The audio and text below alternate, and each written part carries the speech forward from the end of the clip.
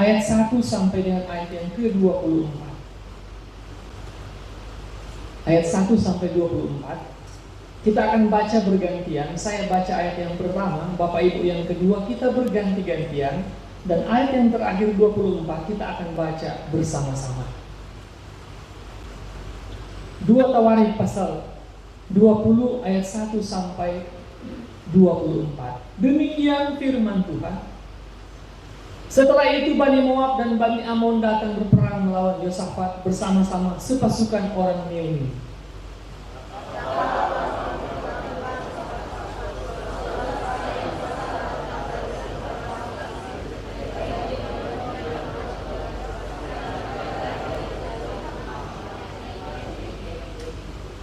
Yosafat menjadi takut, lalu mengambil keputusan untuk mencari Tuhan.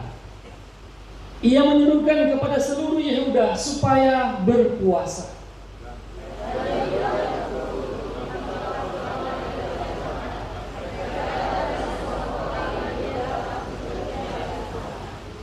Lalu Yosafat berdiri di tengah-tengah jemaah Yehuda dan Yerusalem di rumah Tuhan, di muka pelataran yang baru.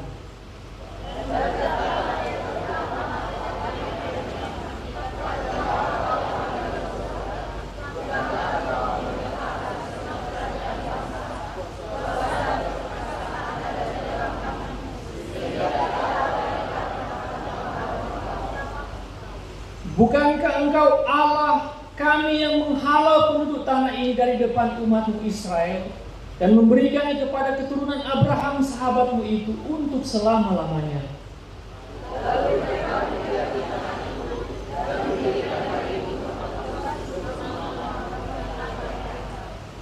Bila sesuatu malapetaka menimpa kami, yakni pedang, penghukuman, penyakit sampar, atau kelaparan, kami akan berdiri di muka rumah ini di hadapanmu, karena namamu tinggal di dalam rumah ini, dan kami akan berseru kepadamu di dalam kesesakan kami, sampai engkau mendengar dan menyelamatkan kami.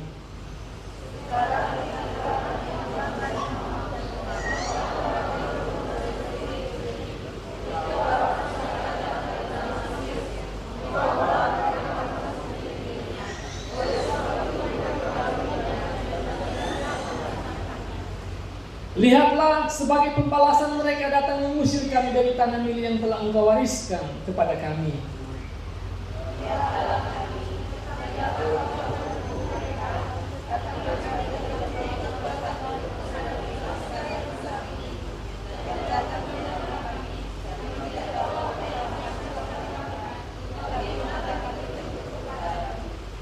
Sementara itu seluruh Yehuda berdiri di hadapan Tuhan, juga segenap keluarga mereka dengan istri dan anak-anak mereka.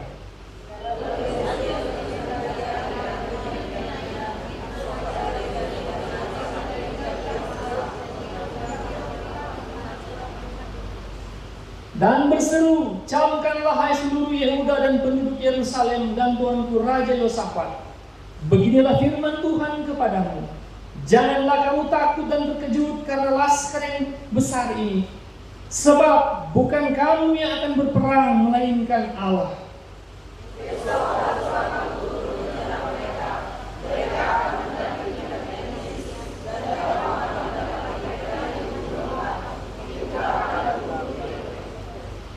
Dalam peperangan ini tidak usah kamu bertempur. Hai Yehuda dan Yerusalem, tinggallah berdiri di tempatmu dan lihatlah bagaimana Tuhan memberikan kemenangan kepadamu. Janganlah kamu takut dan terkejut. Majulah besok menghadapi mereka. Tuhan akan menyertai kamu.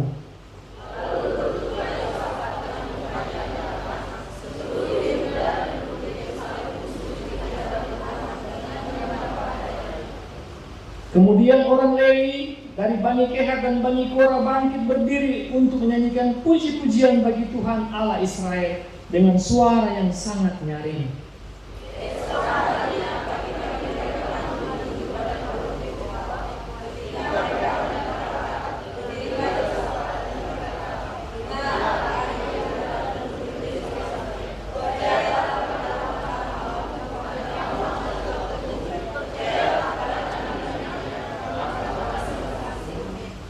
Setelah ia berunding dengan rakyat, ia mengangkat orang-orang yang akan menyanyi nyanyian untuk Tuhan dan memuji Tuhan dalam pakaian kudus yang semarak pada waktu mereka keluar di muka orang-orang bersenjata sambil berkata, nyanyikanlah nyanyian syukur bagi Tuhan, bahwasanya untuk selama-lamanya kasih setianya.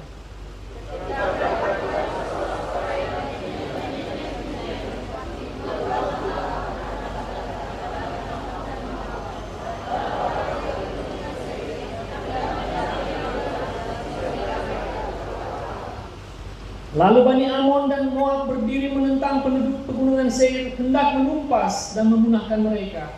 Segera sesudah mereka membinasakan penduduk Seir, mereka saling bunuh-membunuh sama-sama. Ketika orang Yehuda tiba di tempat penyelawan padang gunung, mereka menengok tempat laskar itu. Tampaklah semua telah menjadi bangkai dan pemakaman di tanah. Tidak ada yang terluput. Amin. Bapak Ibu, tema malam hari ini adalah mencari Tuhan dalam pergumulan.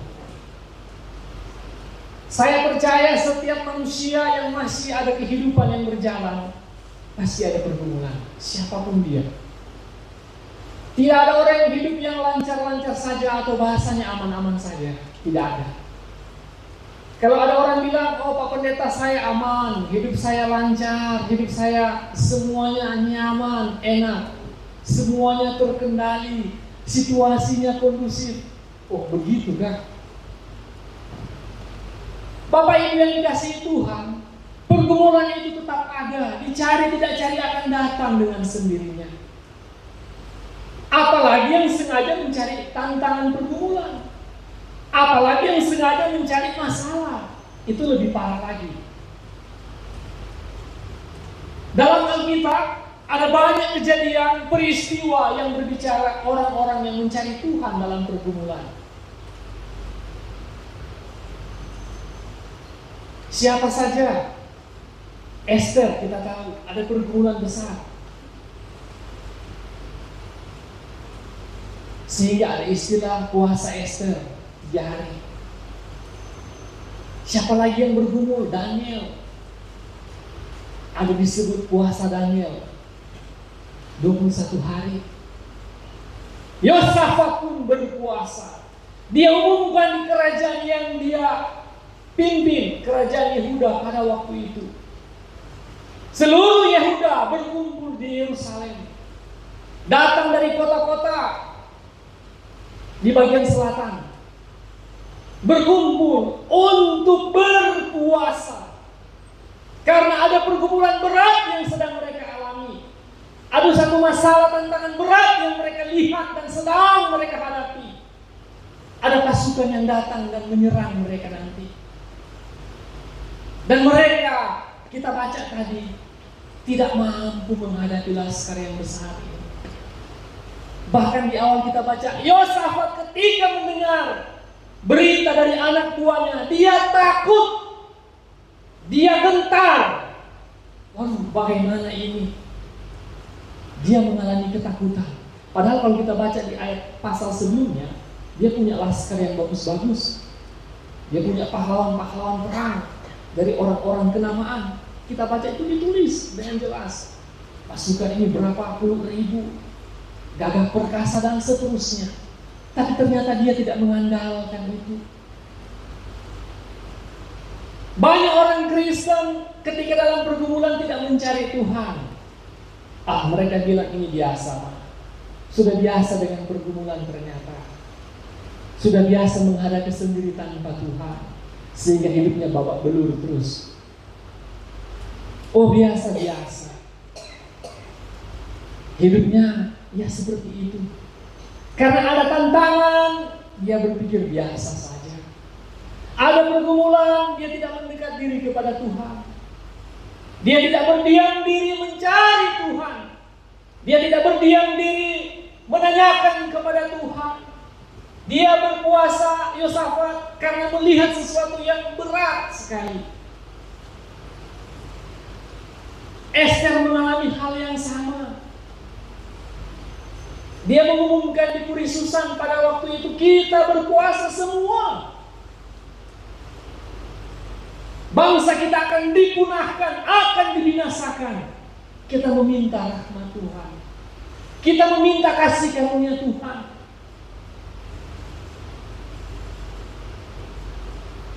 Siapa lagi yang berjuang, bergumul dengan kehidupan yang mereka alami?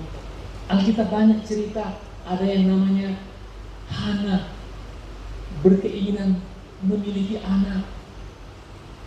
Dia datang mengikat diri dalam janji di hadapan Tuhan yang disebut nazar. Dia bernazar, Tuhan, kalau begini dan begini dan seterusnya. Dia datang dengan kerendahan hati, memohon kasih karunia Tuhan. Dia meminta rahmat Tuhan di dalam hidupnya. Bapak Ibu, apakah orang-orang yang berdiam diri di hadapan Tuhan, yang berpuasa dan yang bernazar ini, apakah Tuhan mendengar? Ya. Tuhan menjawabnya. Ya. Tuhan mengerjakan. Karena mereka datang mengaku seperti yang kita baca tadi, Tuhan, kami akan datang berdiri di rumah ini, di bait suci pada waktu itu. Kami akan datang berteriak memohon kasih karunia-Mu sampai Engkau menjawab. Luar biasa. Mereka itu di kota Yehuda, di kerajaan Yehuda, datang dari Yeriko, itu bagian selatan. Perlu beberapa waktu, bukan sejam 2 jam, jauh perjalanannya untuk sampai ke Yerusalem, untuk datang ke bait Allah, untuk datang berdoa dan berpuasa. Kalau orang Kristen sudah banyak pergumulan tantangan, apalagi doa puasa, ke gereja pun semakin malas. Tuhan sudah tidak mendengar saya. Hidup saya sudah seperti ini. Sudahlah. Kehidupan terlalu berat. Sehingga banyak cerita yang kita dengar. Ada orang yang lompat dari apartemen, orang yang cari tali nilon lah, menggantung diri di bawah pohon cabai, kira-kira seperti itu. Banyak orang Kristen yang melakukan hal-hal bodoh konyol seperti itu. Mereka stres, mereka putus asa, mereka tidak berdaya, tapi tidak mencari Tuhan, tidak datang merendahkan diri. Perlu kita melakukan hal itu, Bapak Ibu. Amin. Perlu. Apakah wajib? Sebaiknya latihan seminggu sekali. Memang kita gereja Injil tidak ada penekanan seperti itu. Apalagi hamba-hamba Tuhan yang mau bergumul melihat kehidupan jemaat yang berdoa puasa, jarang sekali itu terjadi. Bagaimana dengan saya? Saya berdoa berpuasa untuk jemaat yang bergumul, yang sakit. Saya bergumul kehidupan mereka yang berat, membawa di hadapan Tuhan, memohon kasih karunia Tuhan dalam kehidupan mereka. Tugas tanggung jawab gembala, berdoa bersyafaat bagi umat yang dia layani. Supaya apa? Ada kemurahan Tuhan bagi orang itu, ada kasih karunia Tuhan. Tuhan menyertai, Tuhan menolong dia, bahkan kuasa Tuhan hadir di tengah-tengah kehidupan dia. Bapak Ibu yang dikasihi Tuhan, Yosafat berpuasa diumumkan kepada bangsa kerajaan Yehuda. Datang merendahkan diri. Mereka orang-orang meninggalkan kesibukan usaha pekerjaan mereka. Mereka meninggalkan apa yang menjadi tugas dalam kehidupan mereka yang menghasilkan cuan, ditinggalkan, pergi ke Yerusalem. Kalau zaman sekarang, rugi saya nggak kerja nih 1 hari, berapa habis uang ini? Mereka tidak bicara seperti itu. Bisnis saya ini bisa gagal nih, nggak jalan ini. Bapak Ibu yang dikasihi Tuhan, perlu kita berdiam diri, perlu kita berpuasa, datang di hadapan Tuhan, memohon kasih karunia Tuhan. Bangsa Yehuda, kerajaan Yehuda melakukan hal ini.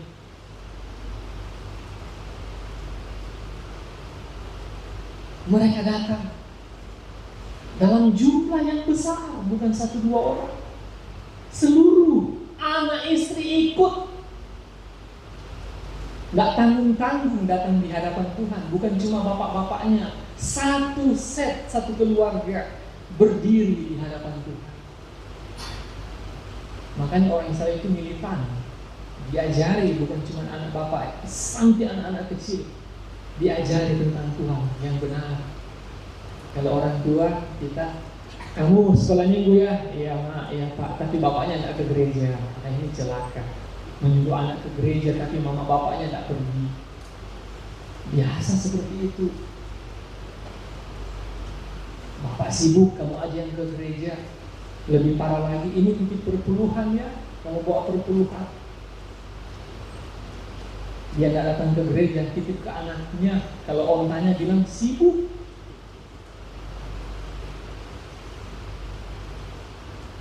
Perlu kita mencari Tuhan dalam hidup ini, sangat perlu. Perlu kita mencari wajahnya, hadiratnya. Perlu kita berdiam diri di hadapan Tuhan sekalipun belum ada masalah.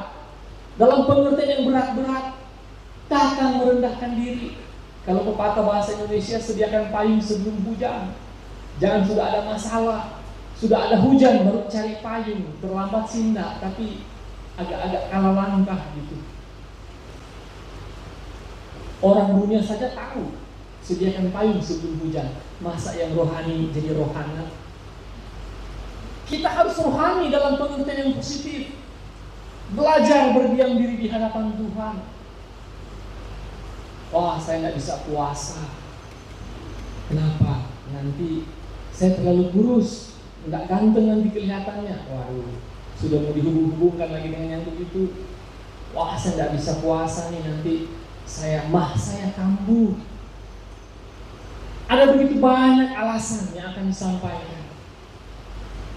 Wah, saya nggak bisa berdoa, berpuasa. Cukup berdoa sajalah. Berpuasa saya nggak mampu. Nggak mampu, saya nggak makan siang. Dan seterusnya. Bapak Ibu yang dikasihi Tuhan, perlu kita berdiam diri di hadapan Tuhan. Karena pergumulan, tantangan hidup itu ada. Dan datang tidak dalam rencana kita. Pergumulan itu datang tanpa kita sadari. Pergumulan-pergumulan yang berat tanpa kita inginkan hadir di depan mata kita. Yosafat tidak pernah berpikir seperti itu. Tiba-tiba laporan anak buah, satu laskar yang besar dalam jumlah besar, datang menyerang kerajaan kita. Esther sudah jadi ratu. Dia pikir aman-aman saja, nyaman-nyaman, menjadi permasyuri. Ternyata ada masalah yang besar yang tidak dia tahu, yang tidak dia duga sebelumnya. Bapak Ibu yang dikasihi Tuhan, mari kita belajar berdoa, berpuasa. Kenapa? Bagian yang kedua di sini berbicara kita berserah, menyerahkan kepada Tuhan. Tanda kita tidak mampu, tanda kita lemah, tanda kita tidak berdaya.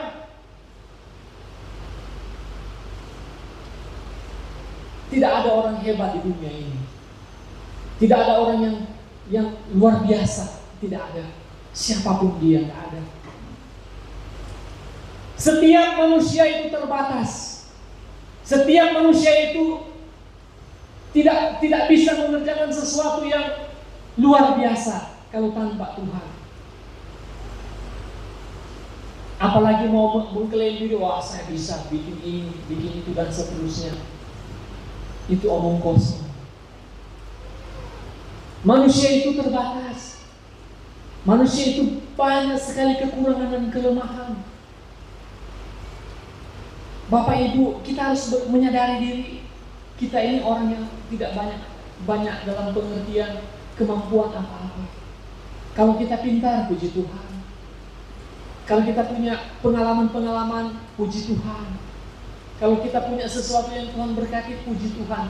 Tapi ingat, jangan jadikan itu sebagai dasar kebanggaan kita, lalu kita bilang, saya tidak perlu Tuhan. Itu salah besar, Bapak Ibu. Kita orang terbatas, manusia yang tidak memiliki banyak hal yang bisa dibanggakan. Sehingga dalam keterbatasan ini, kita harus berserah kepada Tuhan. Seperti yang dilakukan oleh Yosafat dan kerajaan Yehuda. Mereka menyadari keterbatasan mereka. Mereka menyadari kekurangan mereka. Mereka menyadari kelemahan mereka. Mereka tahu siapa mereka. Mereka sadar diri. Banyak orang Kristen tidak sadar diri. Banyak orang Kristen tidak mengakui kelemahan dia. Pura-pura hebat, sok jago. Banyak orang Kristen seperti itu. Sudah sekarat, tapi masih bergaya. Padahal orang tahu dia sudah sekarat, bro. Biar ya, sebentar lagi terhempas dia. Biar dia dengan keadaan yang konyol kayak gitu. Banyak. Egonya terus ditampilkan, padahal sudah sekarat.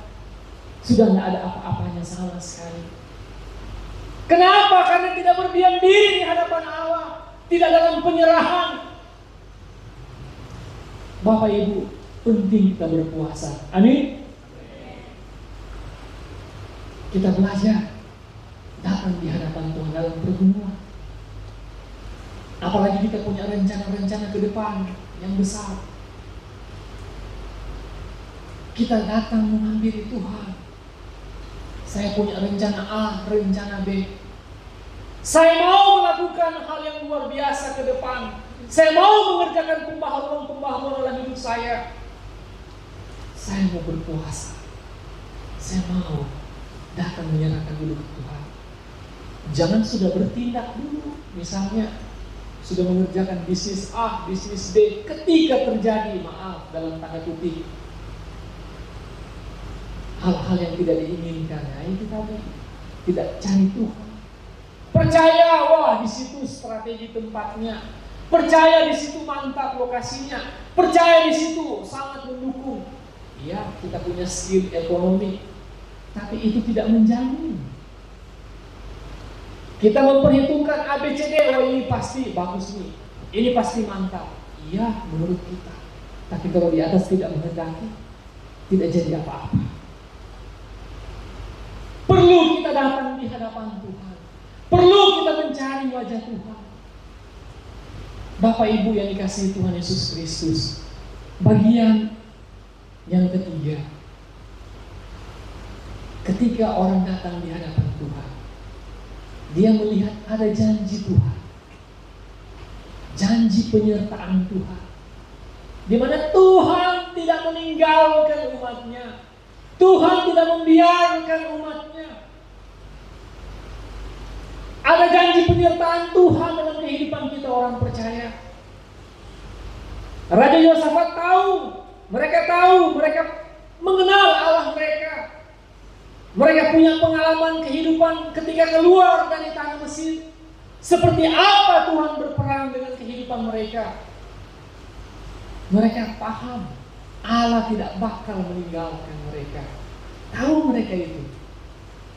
Dan orang Kristen pun sesungguhnya harus tahu, paham betul. Jadi kalau ada orang Kristen yang stres berat, ada orang Kristen yang bunuh diri, itu konyol, rasanya tidak masuk di akal. Bagaimana mungkin itu bisa terjadi? Seperti Tuhan sudah berfirman, seperti janji Tuhan ABC dan seterusnya. Kok dia tidak tahu itu? Dia lupa. Banyak orang Kristen mengalami keterpurukan hidup karena dia lupa janji Tuhan. Ya bagaimana dia tidak lupa? Jarang ke gereja. Bagaimana dia tidak lupa? Dia tidak pernah mendengarkan firman Tuhan. Bagaimana dia lupa? Sibuk terus dengan usaha pekerjaan dia. Kalaupun dia datang ke gereja, ketika mendengarkan khotbah, dalam hati terus menentang, tidak terima firman Tuhan. Bapak Ibu yang dikasihi Tuhan. Jadi ketika kita tahu ada janji Tuhan, artinya kita jangan takut. Kita baca tadi seorang dihinggapi oleh Allah, berbicara, apa yang dia sampaikan, jangan takut dan jangan terkejut dengan jumlah laskar yang besar ini. Katanya, sebab bukan kamu yang berperang, tapi Allah yang akan berperang bagi kamu. Wah, ini yang hebatnya orang Kristen. Ternyata dalam kehidupan kita, campur tangan Tuhan itu besar sekali. Ada hal-hal yang akan Tuhan kerjakan di luar pikiran-pikiran kita, di luar logika-logika kita. Tuhan kerjakan yang terbaik bagi kita. Amin. Itu janji Tuhan. Tidak kita pikirkan, tidak kita rencanakan sebelumnya. Semua Tuhan atur sedemikian rupa. Tuhan kerjakan yang terbaik bagi umatnya. Dia tidak akan meninggalkan kita. Kita umat kepunyaannya yang sangat berharga di matanya. Bagaimana mungkin dia menukar hal yang berharga dengan hal-hal yang tidak baik? Kalau kita misalnya punya anak, kalau hal yang tidak baik akan menimpa dia, pasti kita bela, pasti kita tolong anak kita berjuang yang terbaik bagi dia. Sama seperti Tuhan. Tapi ingat, anak yang mau taat dan setia kepada orang tua. Tapi kalau anaknya bandel, kata orang tua, biar aja kau. Anak orang yang tidak masuk diajar, dikasih tahu, tidak mau, orang tua biar aja dia, sekali-sekali dia rasa yang begitu. Bapak Ibu yang dikasihi Tuhan Yesus Kristus, kita tahu Tuhan tidak pernah meninggalkan kita. Tapi kita harus sadar, memang Tuhan berjanji tidak akan meninggalkan kita. Bahkan Tuhan Yesus berbicara sendiri, marilah kepada aku yang letih lesu dan berbeban berat. Undangan dari Tuhan Yesus. Datanglah kepada aku, ajakan Tuhan. Dan apa Tuhan bilang selanjutnya? Aku akan memberikan kelegaan kepadamu. Artinya pergumulan yang kita hadapi, Tuhan akan memberikan solusi-solusi yang baik, sehingga terjadi kelegaan dalam hidup kita. Kita dimampukan untuk menghadapi semuanya itu. Kita diberi kekuatan dan kita bisa melewati dalam pimpinan Tuhan. Itu janji Tuhan bagi umatnya. Bapak Ibu yang dikasihi Tuhan, selanjutnya apa yang Tuhan sampaikan? Mereka hanya berdiam diri dan melihat. Mereka hanya berdiam diri melihat kemenangan yang daripada Tuhan. Tuhan sudah berperkara. Tuhan sudah menolong mereka. Dalam peperangan yang terjadi, bangsa Israel tidak melakukan apa-apa. Tuhan yang berperang. Tuhan yang mengerjakan yang terbaik bagi mereka.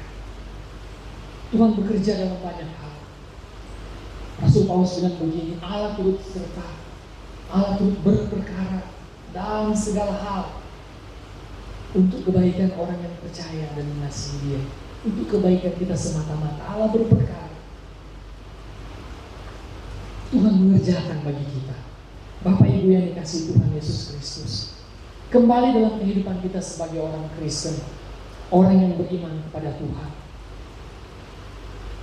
perlu kita berdiam diri mencari Tuhan ketika dalam pergumulan, ketika ada masalah dalam hidup. Cari Tuhan, cari wajah Tuhan, datang ke gereja, datang ibadah-ibadah persekutuan, jadwal-jadwal yang sudah dibuat. Disitulah kita cari Tuhan. Ada orang bilang zaman sekarang, saya tidak perlu cari Tuhan, saya tidak perlu ke gereja. Saya bertemu dengan orang tersebut di wilayah daerah sana, di tempat daerah saya pelayanan, di Tayak. Saya ketemu dengan seorang bapak. Saya tidak perlu ke gereja, Pak Pendeta. Saya cukup nonton di YouTube. Lalu saya bilang, keren. Jadi Bapak cari pendeta YouTube lah. Iya. Waduh, mantap, saya bilang. Tapi ketika dalam pergumulan yang meminta saya untuk melayaninya, meminta didoakan. Tapi dalam praktek ibadah, dia ternyata cari pendeta YouTube. Wah, saya bilang nggak ada masalah sih. Bapak cari pendeta YouTube. Nanti kalau ada pergumulan, Bapak cari dulu di pendeta YouTube itu. Saya kembalikan lagi. Terus kalau Bapak ada apa-apa, cari pendeta YouTube. Nggak masalah, Pak. Saya bilang. Nah, Bapak Ibu, kita lihat khotbah nggak ada masalah di YouTube. Tapi dalam hal berorganisasi, bersekutu seperti ini penting sekali. Beribadah bersama-sama. Nonton khotbah YouTube tidak salah, banyak memberkati. Tapi jangan dijadikan itu sebagai satu tempat ibadah. Oh, saya tidak perlu ke gereja, saya tidak perlu beribadah di gereja, saya cukup di YouTube.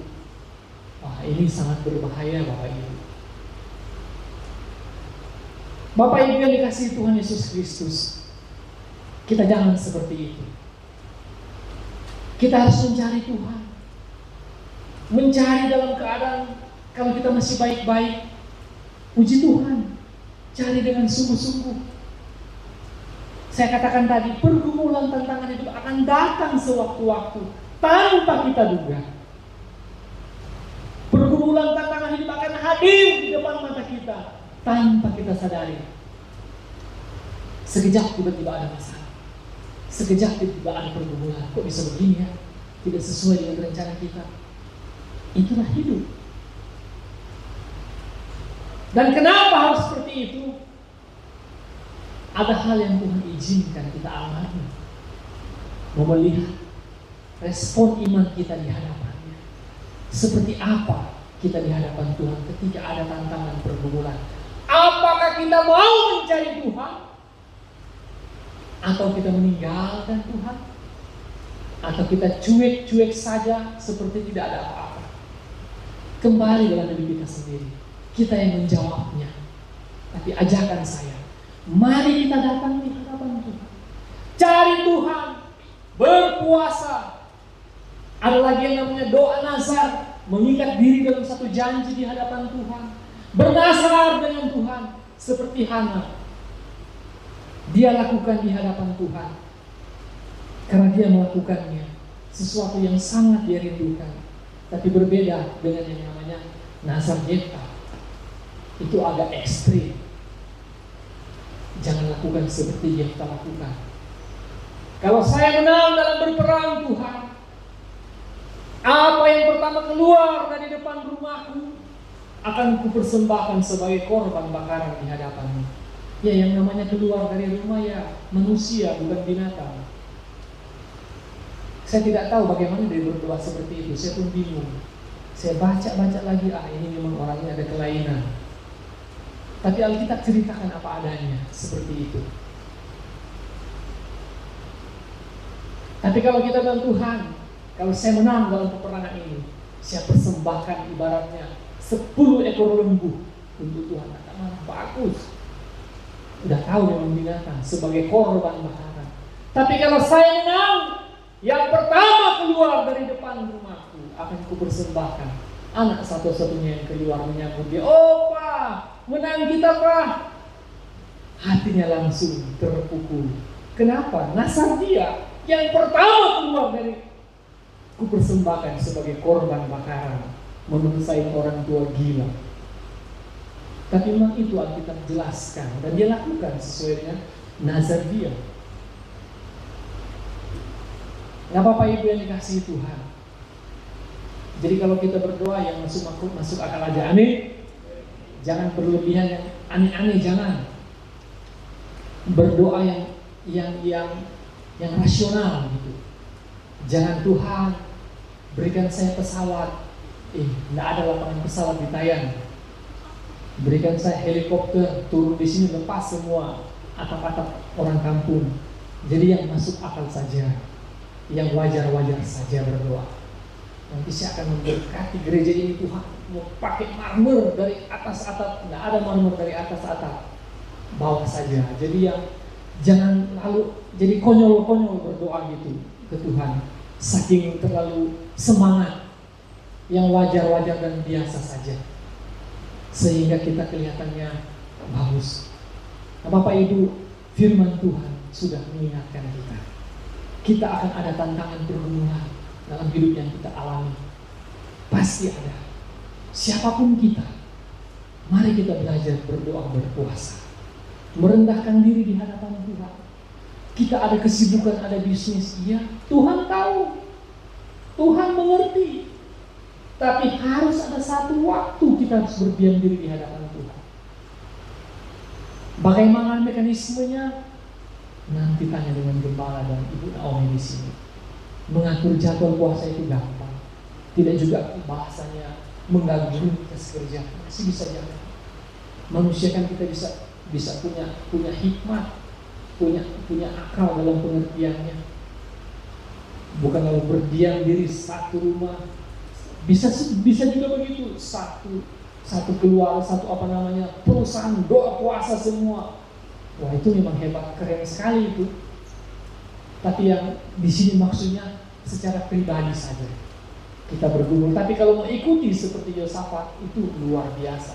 Mau ikuti seperti Esther, luar biasa. Tapi belajar dulu dari diri sendiri.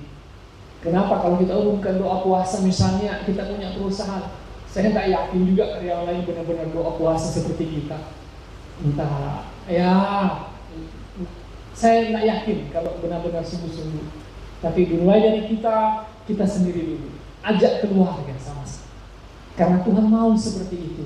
Tantangan hidup semakin besar. Pergumulan persaingan semakin besar. Kita harus belajar datang di hadapan Tuhan dalam doa dan puasa. Mari kita berdoa.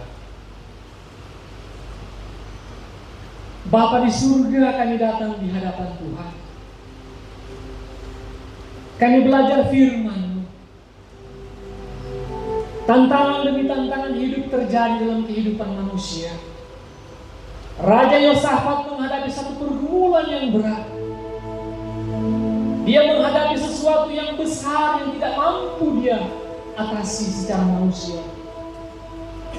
Pergumulan hidup yang begitu berat dia lihat di depan mata. Dia datang di hadapan Tuhan. Dia umumkan di satu kerajaan yang besar. Untuk datang semua orang-orang di sana. Untuk datang berpuasa merendahkan diri di hadapan Allah yang Maha Kuasa. Karena mereka menyadari mereka tidak memiliki kekuatan kemampuan apapun untuk menghadapi pergumulan tantangan hidup di depan mata mereka. Mereka menyadari mereka memiliki kelemahan, keterbatasan. Mereka sadar mereka tidak mampu berbuat banyak.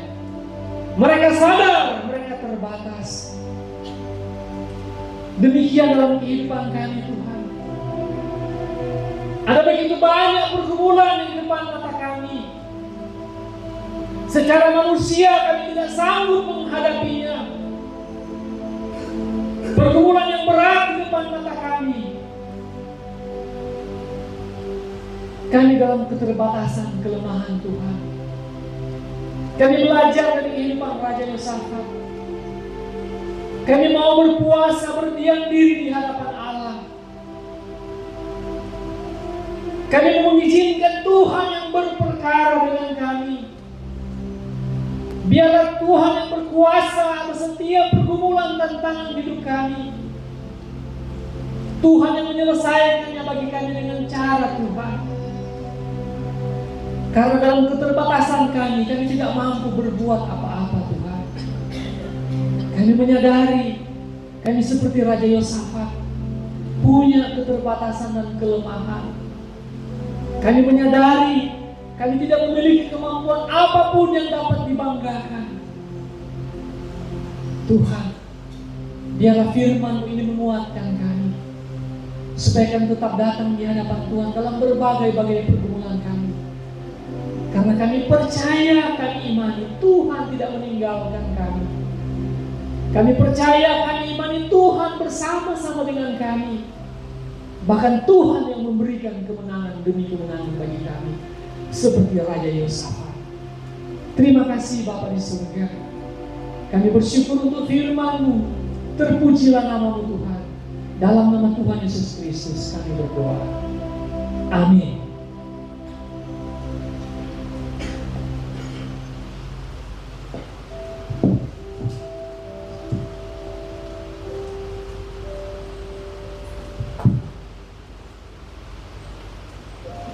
Baik, terima kasih kepada hambanya sudah menyampaikan dalam firman Tuhan. Baik, kepada petugas dipersilakan. Kita akan menyembah Tuhan dan memberikan persembahan. Tuhan, Kaulah pengharapanku, ku percaya hanya kepadamu. Yesus Allah perlindunganku, Engkau yang selalu kupuji. Mulutku penuh dengan pujian kepadamu, ya Yesus Tuhan. Sepanjang hariku beri pengharapan kepadamu,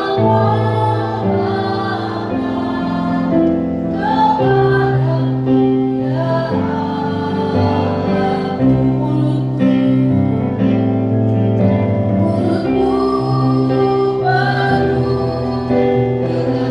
Mulutku penuh dengan pujian kepadamu, ya Yesus Tuhan. Kita bangkit berdiri. Sepanjang hariku beri pengharapan kepadamu, ya Allah.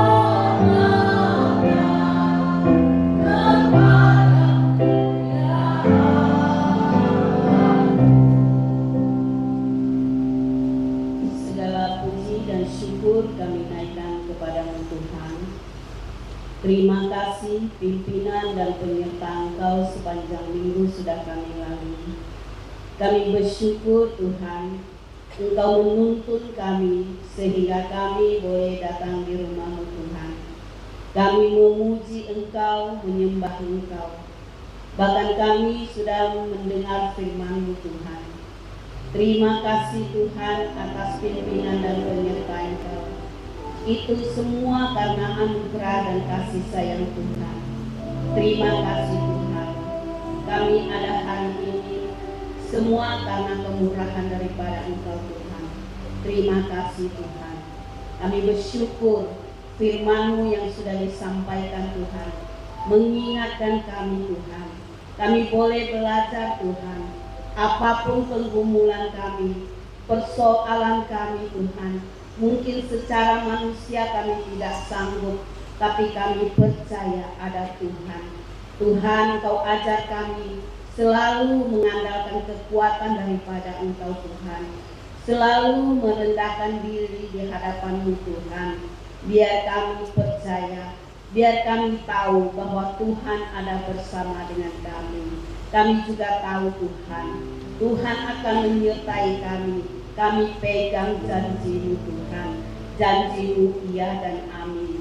Terima kasih untuk firman-Mu Tuhan. Kami juga berdoa untuk hamba-Mu yang sudah menyampaikan firman-Mu. Kami berdoa Tuhan, Engkau selalu memberkati hamba-Mu Tuhan. Berkati keluarganya Tuhan. Berkati pelayanannya dimanapun dia berada. Berkati semuanya Tuhan. Jadi berkati dia Tuhan, biar menjadi berkat bagi banyak orang. Terima kasih Tuhan, kami serahkan hamba-Mu ke dalam tangan kasih-Mu Tuhan. Kami juga berdoa untuk jemaat-Mu di tempat ini Tuhan. Berkati kami Tuhan, berkati pekerjaan dan usaha kami Tuhan. Tuhan, kami percaya setiap hidup kami ada bersama dengan Engkau. Tuhan, sekarang kami datang kepadamu, menyembah Engkau melalui persembahan. Engkau berkati tiap-tiap kami Tuhan. Berkati terus kami. Engkau juga memberkati kehidupan kami. Semua berkecukupan, tidak ada satupun yang kekurangan. Terima kasih Tuhan. Kami serahkan persembahan kami ke dalam tangan kasih-Mu. Kami serahkan seluruh jemaat kami ke dalam tangan kasih-Mu. Dalam nama Yesus kami sudah berdoa dan mengucap syukur. Haleluya. Amin. Kita akan mengakhiri seluruh rangkaian ibadah kita. Aku percaya Tuhanku ajaib, Kau turun tangan memulih aku. Aku percaya Tuhanku dahsyat, Kau turun tangan memberkatiku. Kembali kami datang di hadapan Tuhan. Kami terus bersyukur karena anugerah Tuhan tidak pernah meninggalkan kami. Kasih Tuhan terus menyertai kami. Terima kasih Tuhan untuk pimpinan Tuhan, pertolongan Tuhan dalam ibadah kami. Semuanya boleh berjalan dengan baik, semuanya boleh berjalan dengan lancar, karena anugerah Tuhan bersama dengan kami. Saat ini kami akan mengakhiri ibadah kami Tuhan. Kami umat-Mu, jemaat-Mu akan pulang kembali ke tempat kami masing-masing. Kami akan kembali ke tempat usaha dan pekerjaan kami. Kiranya kami pulang membawa berkat yang daripada Tuhan. Kuasa Tuhan menyertai kehidupan kami. Tangan Tuhan terus menopang hidup kami. Apa yang kami buat, apa yang kami kerjakan dalam pimpinan Tuhan, Tuhan membuatnya berhasil bagi kami. Terima kasih Bapa di surga. Kami menyerahkan setiap anggota-anggota keluarga kami yang belum bersama-sama beribadah dengan kami saat ini. Suami, istri, orang tua, anak-anak kami, saudara-saudara kami, dimanapun mereka berada, kiranya Tuhan melawat, menjamah kehidupan mereka dalam berbagai-bagai pergumulan yang sedang mereka alami. Kiranya pertolongan Tuhan hadir di tengah-tengah kehidupan mereka. Kerinduan kami Tuhan, di waktu-waktu yang akan datang mereka boleh bersama-sama dengan kami beribadah, memuji, memuliakan Tuhan di tempat ini. Terima kasih Bapa di surga. Kami menyerahkan seluruh kehidupan kami ke dalam tangan kuasa-Mu. Jemaat yang dikasihi Tuhan, arahkanlah hatimu dan pikiranmu kepada Tuhan. Pulanglah ke rumahmu. Jadilah saksi Kristus dimanapun engkau berada, dan terimalah berkat Tuhan. Kasih karunia dan damai sejahtera dari Allah Bapa, anugerah keselamatan dari Tuhan kita Yesus Kristus, dalam persekutuan pimpinan penyertaan Roh Kudus, menyertai setiap kehidupan kita sejak saat ini sampai Tuhan datang kedua kali. Amin.